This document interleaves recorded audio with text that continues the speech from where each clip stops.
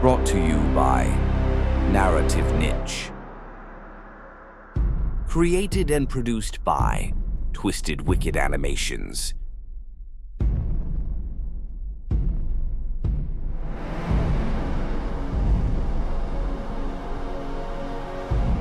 Not our son. The Nelsons lived in a modest cabin, far from the dust and the sin that was prevalent in town. The family eagerly awaited the return of the oldest son, Jimmy. He had gone to town earlier that day to fetch supplies.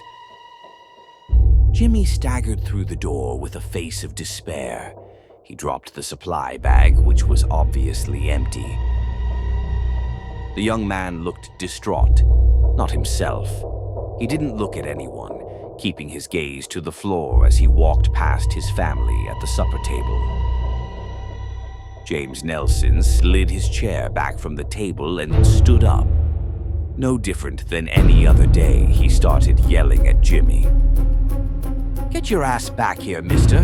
Where's the flour? And the taters? Where's the supplies?"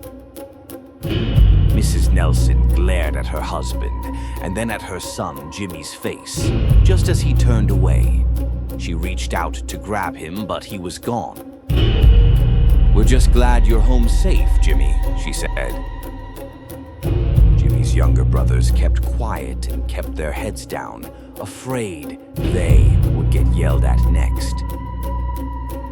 Jimmy stopped in his tracks when he saw his reflection in the mirror. Jimmy's brothers and his mother saw the reflection too. All three were trembling with fear. "Oh my God," cried Mrs. Nelson. "That's not our son."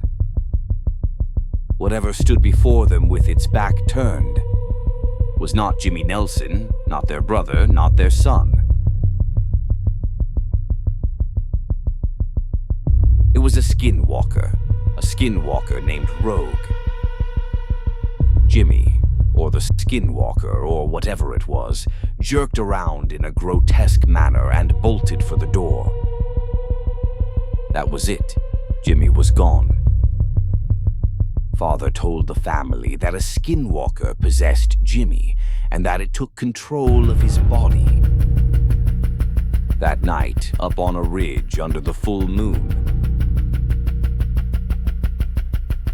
the young man known as Jimmy Nelson became Rogue the Skinwalker. So, tonight, when you go to bed, don't look in any mirrors, for you may not like what you see.